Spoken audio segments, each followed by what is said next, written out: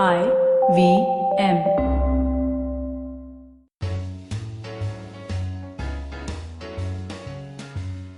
Hi, I'm Satyajit. Hi, I'm Rachita. Welcome to Paperback by the Open Library Project. We have as our guest today Akshit Mehta.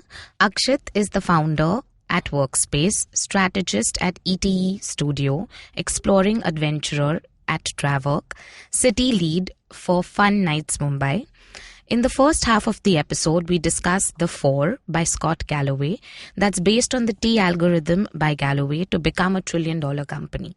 In the second half, we also discuss Everything is Effed by Mark Manson, a book about hope, and Shoe Dog by Phil Knight.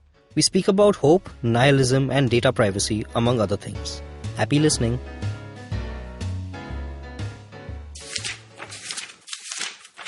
Over the last 20 years, four technology giants have inspired more joy, connections, prosperity, and discovery than any entity in history. Along the way, Apple, Amazon, Facebook, and Google have created hundreds of thousands of high-paying jobs. The four are responsible for an array of products and services that are entwined into the daily lives of billions of people. They've put a supercomputer in your pocket, are bringing the internet into developing countries, and are mapping the Earth's landmass and oceans. The four have generated unprecedented wealth, $2.3 trillion, that via stock ownership has helped millions of families across the planet build economic security. In sum, they make the world a better place. The above is true, and this narrative is espoused repeatedly across thousands of media outlets and gatherings of the innovation class. Universities, conferences, hearings, boardrooms. However, consider another view. The Four Horsemen. Imagine a retailer that refuses to pay sales tax, treats its employees poorly, destroys hundreds of thousands of jobs, and yet is celebrated as a paragon of business innovation. A computer company that withholds information about a domestic act of terrorism from federal investigations with the support of a fan following that views the firm similar to a religion. A social media firm that analyzes thousands of images of your children, activates your phone as a listening device, and sells this information to Fortune 500 companies.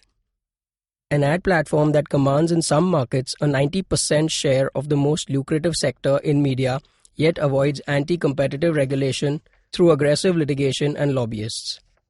This narrative is also heard around the world, but in hushed tones. We know these companies aren't benevolent beings, yet we invite them into the most intimate areas of our life.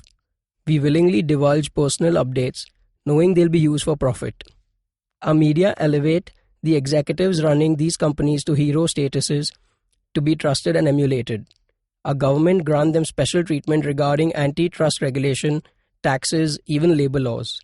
And investors bid their stocks up, providing near infinite capital and firepower to attract the most talented people on the planet or crushed adversaries.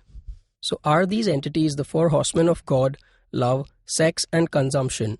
Or are they the Four Horsemen of the Apocalypse? The answer is yes to both questions. I'll just call them the Four Horsemen. How did these companies aggregate so much power? How can an inanimate, for-profit enterprise become so deeply ingrained in our psyche that it reshapes the rules of what a company can do and be? What does unprecedented scale and influence mean for the future of business and the global economy? Are they destined, like other business titans before them, to be eclipsed by younger, sexier rivals? Or have they become so entrenched that nobody, individual, enterprise, government, or otherwise, stands a chance? Thank you, Akshit Mehta. That was an extract from the book The Four, The Hidden DNA of Amazon, Apple, Facebook, and Google by Scott Galloway. We'll be right back after this to discuss the book in more detail. Advertising is dead. Yep, you heard me right. Advertising is dead. We're all in the content business now. Let's not call it news, TV, radio, etc., etc. It's all content, and we're in the middle of this weirdly exciting phase where all the borders and lines that have been drawn over decades has been swept away by this lovely thing called the internet. We're a show where we don't dwell on just the stuff that is now, but rather the wider stuff about advertising, media, content, and the whole goddamn circus surrounding it. Tune in every Tuesday for our weekly unboxing of the mystery box we used to call advertising. I'm Varun Dugirala, co-founder and content chief at The Glitch, and this is my new podcast, Advertising is Dead. Welcome to Paperback by the Open Library Project. I am your co-host Satyajit, otherwise known as Onion Knight in most food circles.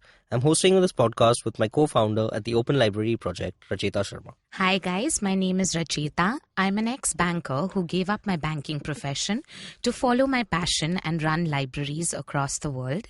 The Open Library Project is a non-fiction book library service offered to businesses on a subscription basis. We're trying to move away from the run-of-the-mill library concept by setting up rotational and locational curated libraries at co-working spaces, corporates, and business incubators. The idea here is to create value, build a knowledge community, and encourage a growth mindset amongst our members. Today we have with us on the show Akshit Mehta, founder and CEO, Workspace, India. Experienced Chief Executive Officer with a demonstrated history in working in the real estate industry, skilled in negotiation, corporate law, estate planning, commercial real estate, and real estate development. He also plays a role of a friend and advisor to startups. He has extensive advisory experience on issues of strategy, driving performance improvement, change management, organization building, and human capital development. While having graduated with an LLB focused in law from Government Law College, Mumbai, he continues to drive his organization towards a leadership position in the real estate and construction business. While at this position, he leaves no stone unturned towards ensuring only the best plans come through for his venture, Workspace. An innovator and youth icon, he implements his vision with sheer perseverance and hard work. Welcome to the show, Akshit. It's a pleasure to have you. Thank you, guys. It's great to have you here. And you've selected a really wonderful selection of books for this podcast. So you started with an excerpt from The Four. And when I read this book, I had this very strange thought. It was basically that, of course, the four companies that Galloway is talking about is Apple, Google, Amazon, and Facebook. And they sort of form the Maslow's theory for me in some way. So Amazon being the company that provides you all your physiological needs, that's your basic needs for day to day. Then Facebook gives you your social, friend circle and your status. That's the second, level in the Maslow's theory. Third being Apple, which talks about prestige and, a sense of sex appeal that comes with Apple. And finally, the self-actualization, that is Google is God.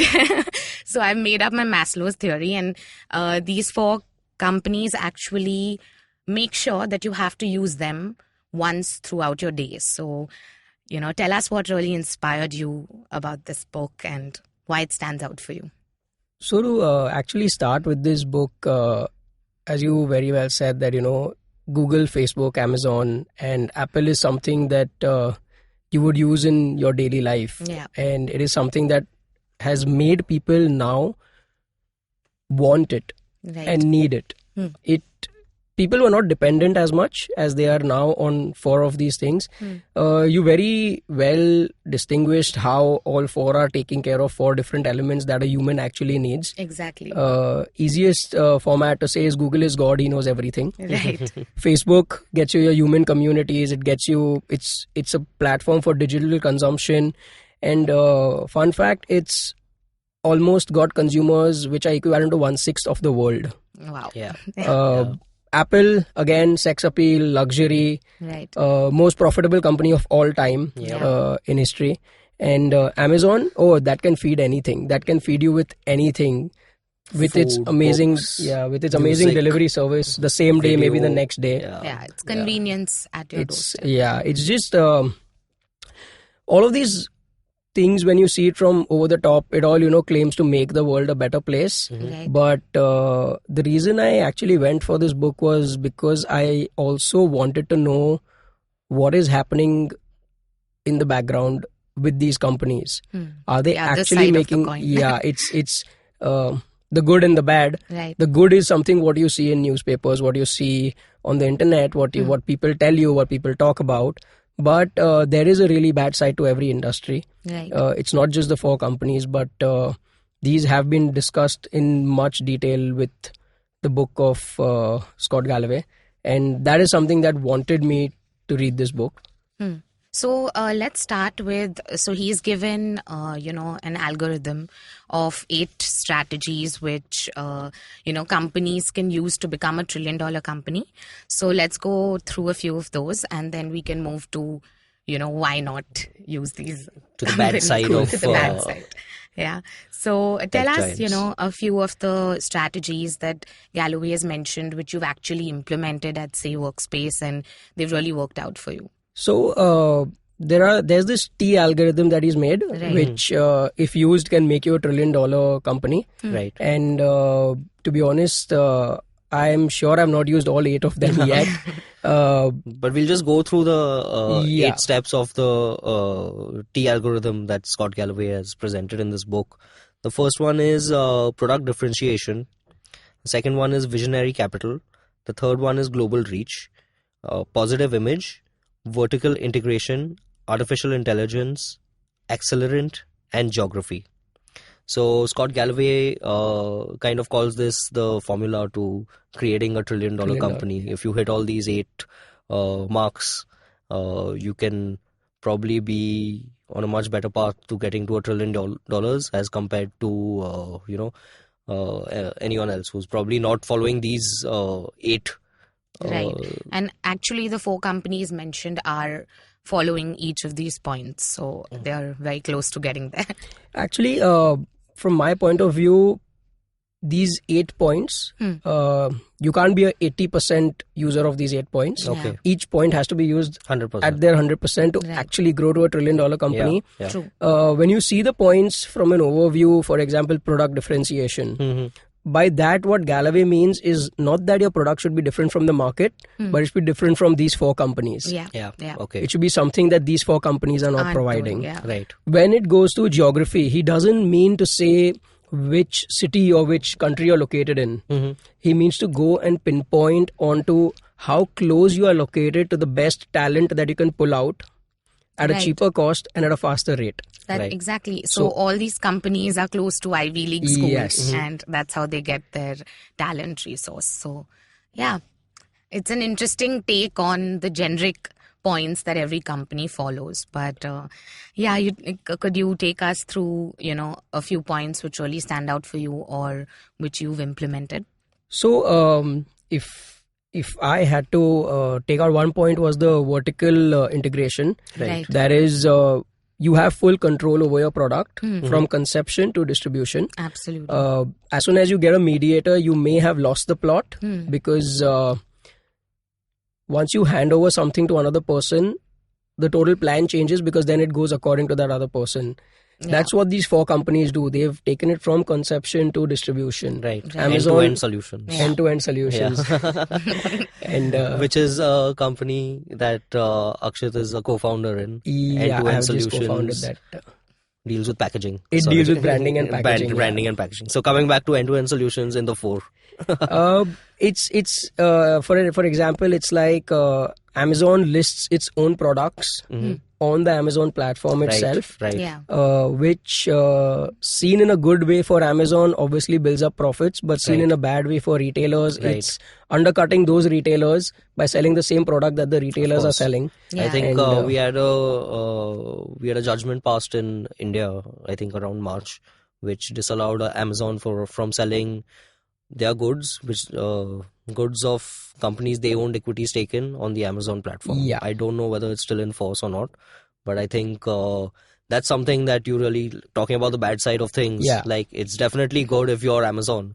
Yeah. But usually you're not Amazon because you're running up against Amazon. Which is right? his So if first they're- point, right? Yeah. Have a product which is not related Yeah, to these but for companies. other so Amazon, Google, Facebook, and Apple, in addition to being just product services companies, they are huge platforms, right? Yeah. So there's a certain responsibility there ethically to not allow you to cannibalize the whole market share by promoting your own products on your own platform. So I think that's one step in the right direction to sort of curb the influence the insane amount of influence that these companies have, right, on our lives. And because they have that kind of data, they can use the AI to sort of to do predictive analysis of their data because they have that kind of metadata with them. So Yeah, speaking about the bad points again, you mentioned in one of the Four Horsemen points is that, selling the data of people. I think Facebook very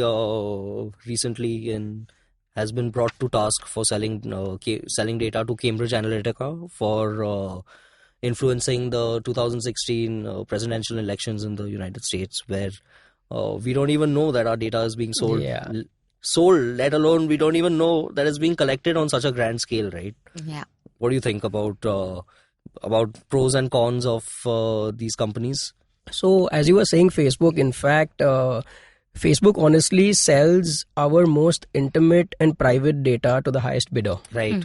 When they say we run ads, those ads are shown to you depending on every click that you make on Facebook, every video that you watch, or every photo that you upload. Right. Yeah. All your behavioral characteristics are noted down by Facebook, mined for an indefinite period of time, and then just sold to the highest And bidder. then sold as per the product or service comes up that Yes. you may want to buy. Facebook actually shows you just what you want to see, Oh yeah.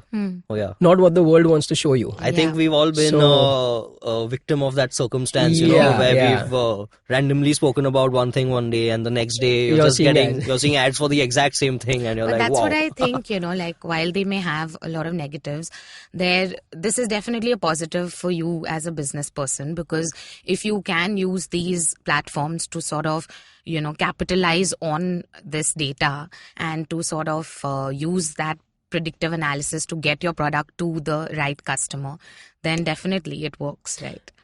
Honestly, here comes the practical brain and the emotional brain. Oh, yeah. Being a founder of a company, yes, it is practical to capture that data, to use all of that data and market my product. Yeah. But when the emotional brain kicks in, as an individual, I'm also a User of these user of Facebook as a Facebook service. and Google Yeah. and So everyone, what right? I think is, where is my information going? Because if I am buying information from them about someone, I'm sure they're selling my information to them as well. Right. Yeah. So after reading this book, yes, I feel there is a lot bad and ugly than the good, not only for the business but as an individual.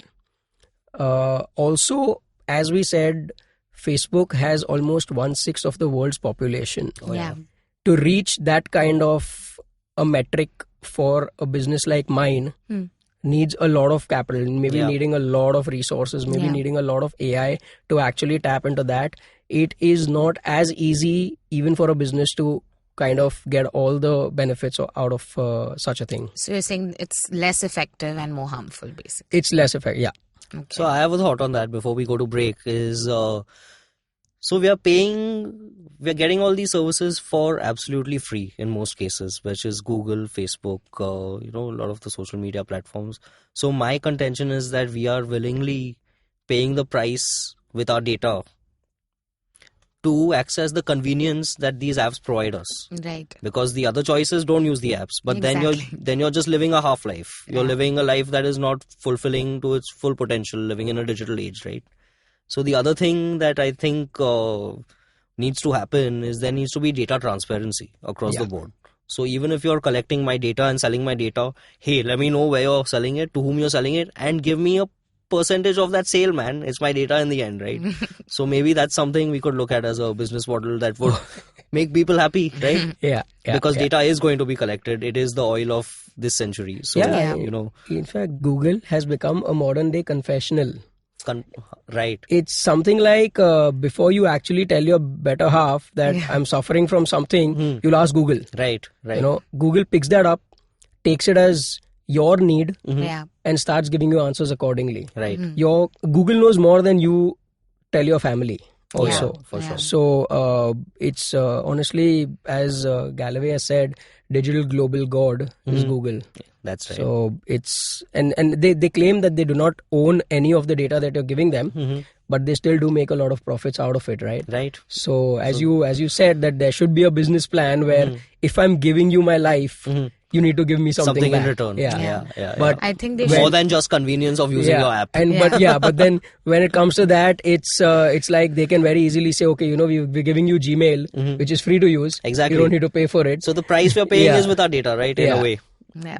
But I hope that, someday they use this data, towards science, because since it collects so many behavior patterns, it would actually really be helpful in, studying the behavior and habits of people in a positive way. And maybe if there's a balance, when the data is being used for, of course, selling products. And it's not like they're selling you something you don't need. You've Googled it, you've searched it, you want it, which is why they're pushing it towards you.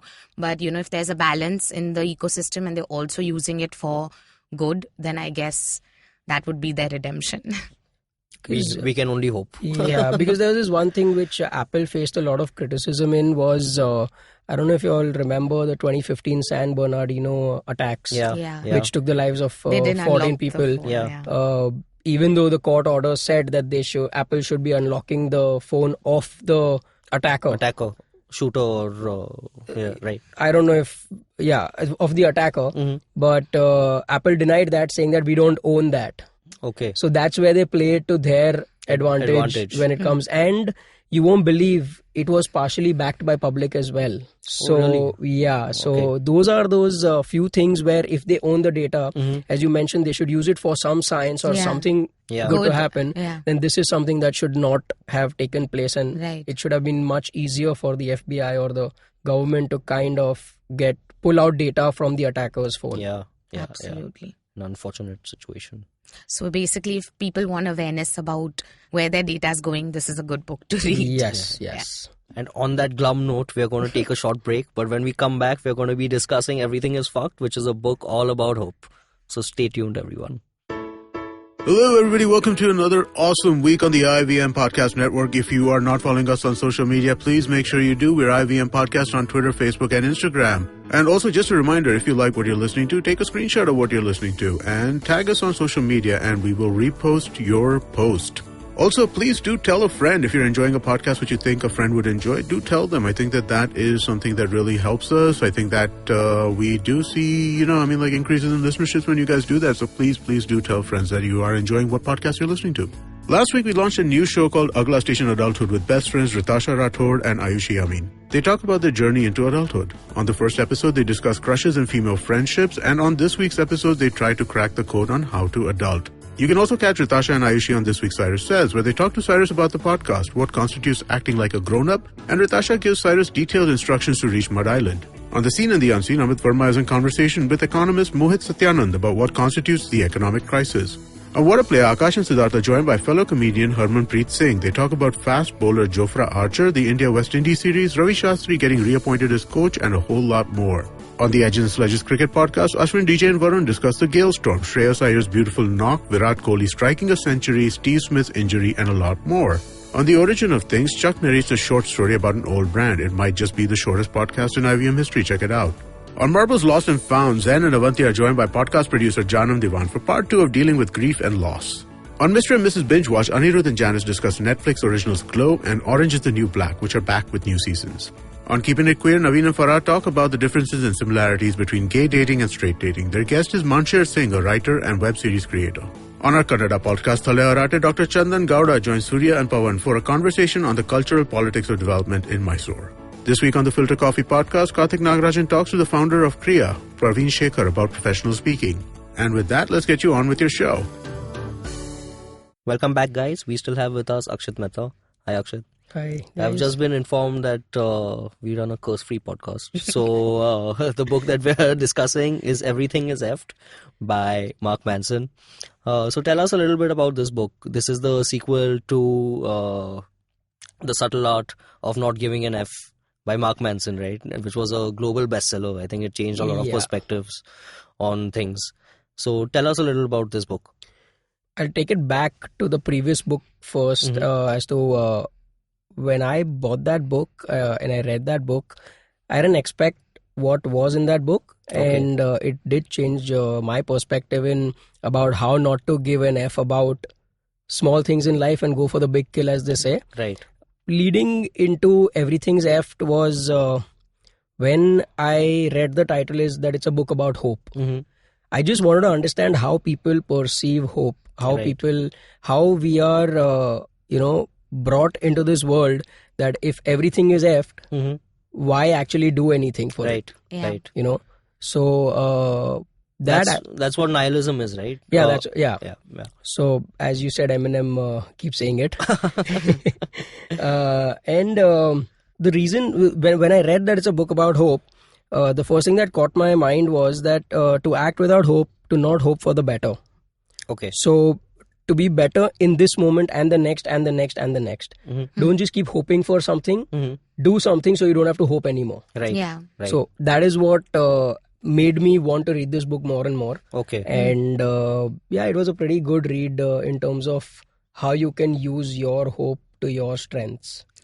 So I think Satyajit will particularly like this book because Mark Manson has sort of shunned the thought process of The Secret and every book like The Secret. And he says that, just by hoping you don't get things, the visualization or manifestation doesn't work unless you're putting in effort. So he says that while you may, definitely set a goal for yourself, just visualizing it is not going to make you reach it. So these books which make you feel like, you can manifest everything, it doesn't happen until, you sort of handhold and put in that much effort as well. It is the leap of faith that you need to take, You Right. can't just keep hoping for things. Oh, For example, I would hope that I get $1 billion tomorrow. I'm not going to get them. Yeah. How much ever you try to manifest it, it's not going to happen, right? So you know what he says? He says that you should, think about how will I feel when I don't get $1 billion? And that's what you should be feeling, and that should be motivating you to achieve that money. Yeah, obviously visualization is the first step of the process. It's where you can start, but if you don't follow through, if you've just left it at the first step, like there are 1,000 steps to get to $1 billion. So you go from, like you rightly said, you don't hope for it to get better, you make it better, and then it's better, and then you make it better again, and then it's better again, right? You have to do something. And it's the pain that should drive you. Yeah. As Rachita said, that how will I feel if I don't get that money? That pain will drive me to get that money some way or the other. Yeah. And when we deny ourselves the ability to feel pain for a purpose, we deny ourselves the ability to feel any purpose in our life at all. Wow. So if we're not looking at the pain, we will never have a purpose. Yeah. Right. I think a huge amount of what both the books talk about is self-awareness and realization. Just being able to feel, even if it is, if you're feeling sad or let down by something, you need to feel and experience that emotion and then move on to feeling positive or whatever. Just ignoring it and being this, positive puppy all the time doesn't work. So he's like, just give yourself that moment to feel that pain or feel that suffering. And something that you're doing, which is very similar, is Effed Up Nights, right? Which talks about failure and sort of celebrating failure, which is basically, again, being aware of the mistakes you've made. So tell us more about it. It's a platform where we do celebrate failure. Yes, we do share failure. Yeah. And where we want to break the stigma as to it is where we've been brought up that it's not okay to fail. In my journey till now, I believe it is okay to fail because that is what is teaching you ahead. Right. If you're not failing, you're not learning. And you know how Bruce Lee had said, I rather do one move that I've practiced 10,000 times than do 10,000 moves that I've practiced only once. Yeah. Because he's failed 10,000 times and that's how he's mastered the art of that move. That one move. Yeah. So it's kind of we want to just remove that stigma. We want people to come and accept that yes, we have failed, but even if we have failed, we are still standing here. So it's much like what the book is saying, basically. Yeah. and a very, very simple layman example I would give you is you're driving a car. You see someone coming in front of your car. Yeah. You see the pain, that's why you press the brakes. Right. Right. You can't hope that the car will just swerve on its own and move away from the street just to save that person. But it is that pain that is giving you the purpose to press the brakes. Correct. Yeah. Correct. So that is something which came out of this book for me, is that till I don't see what my losses, what my pain would be 10 years down the line, I wouldn't be able to run my company today as I am running it. Right. Yeah. Right. In fact, in the first half, you spoke about the thinking brain versus the emotional brain. Yeah. And this is something that Mark Manson also Yes. talks about. So I guess it's a theme through our books. But what is it that really, stands out for you in terms of this balance that he's talking about? Or, why would you recommend people to read this book based on these facts that he's mentioned? The reason why I would recommend this book would actually be for people to just get an insight on how they perceive their own life. It wouldn't be how you perceive the world, but how you perceive yourself. How do you do your small daily tasks, whether it be getting out of your house, doing your little bit of a business, doing your chores, coming back home, repeating the same thing the next day. Yeah. But everything is being done with hope to see the next day. Right. Yeah. Right. So it's not only that it's not only business related, but it's related to your life as well. So that is the reason I would want people to read this book and perceive it in a different way, and not just see it as how the whole world sees it, that every book should be about startups. No, it shouldn't be about startups. Yeah. There should be something on life as well. Right. And in fact, I think it is a good balance, because the thinking brain does think about strategies and processes in a business, Yes. while the emotional brain would think about the risks, because it's a gut feeling that you want to try out. So, yeah, I think personally and professionally, this is a great book to read. Great. And the next book that we're going to be talking about is Shoe Dog by Phil Knight. One of my favorite books of all time. We've all used Nike products throughout our lives. I don't think there's someone I know who's never used a Nike. And just the logo inspires you to buy the products, right? Yeah. The Just Do It tick that is so easily recognizable across the world. Yeah, So, absolutely. Akshit, tell us a little bit about why this book stood out for you. In fact, I would want to tell you a little about the logo. When you spoke about the logo, I know some details. It's the swoosh, and this is when the birth of Nike actually happened. It's been mentioned in the book, and there would be a part which I would be reading out of the book as well. It's a very short conversation they had, but to introduce it, it is so the Blue Ribbon team. They secretly Which is started a Nike's Nike was previous called name. Blue Ribbon. Yeah, Nike was called Blue Ribbon when it started off from his house. But they secretly started a new line of shoes while they were manufacturing themselves, and they were calling it Nike. Avoiding their pending acquisition, they even went to trial and even to the FBI. Okay. They've even been there. Okay, and then when they sat on the table to kind of get a new logo or a new branding done, what happened was one of the team members comes to him and says, "That's a swoosh." And he goes like, "What the hell is a swoosh?" The answer which Phil Knight gives is, "It's the sound of something going past you." Oh.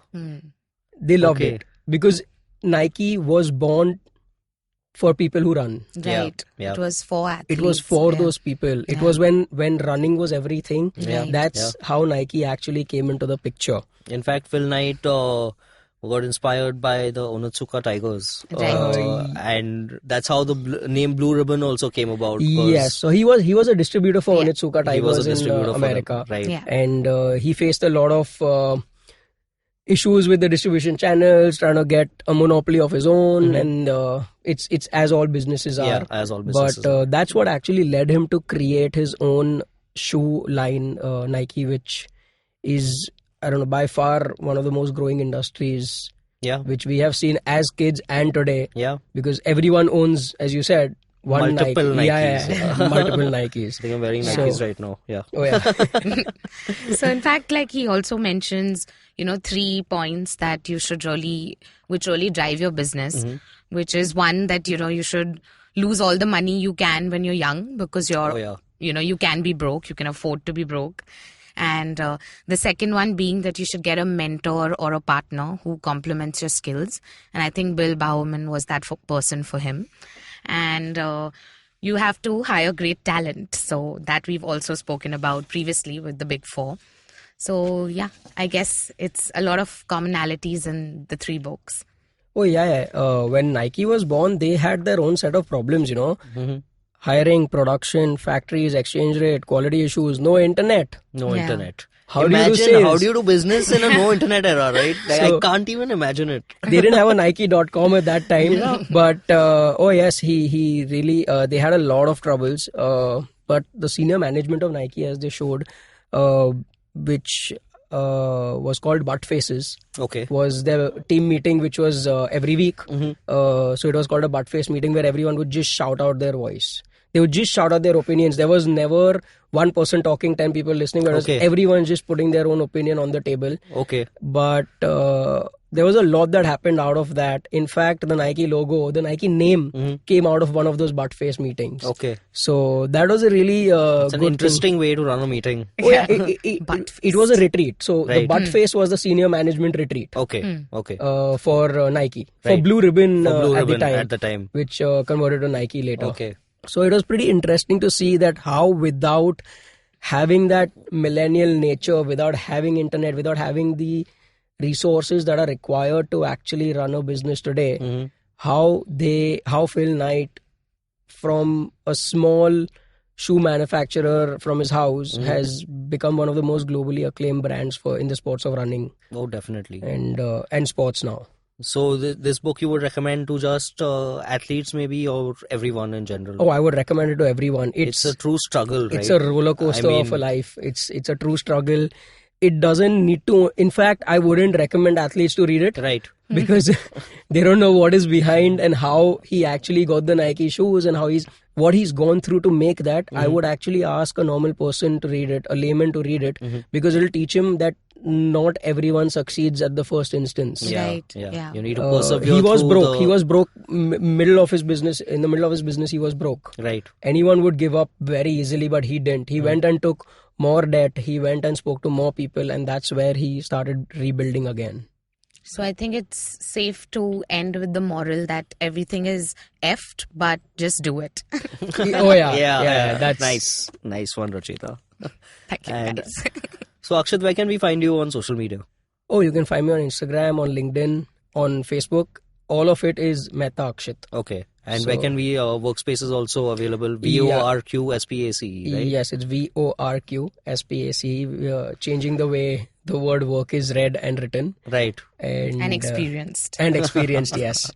And all the handles again, it's the same. Okay. Great. And a big thank you to all our listeners. You can follow the Open Library Project on LinkedIn, Instagram, and Facebook for latest updates on our events. And stay tuned for the next Paperback podcast on IVM Podcasts. Happy reading. You can follow IVM Podcast on Facebook, Instagram, and Twitter at IVM Podcasts. Listen to Paperback on the IVM Podcast app, website, or wherever you listen to podcasts.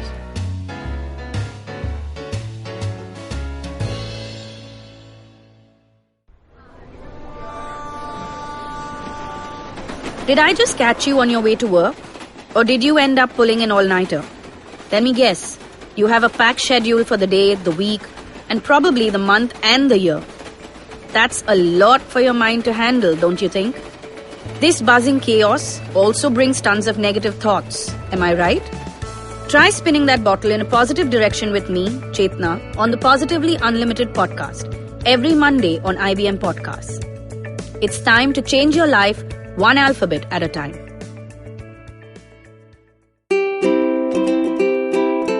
How many times have you motivated yourself to improve your sleep, or lose weight, or be more productive?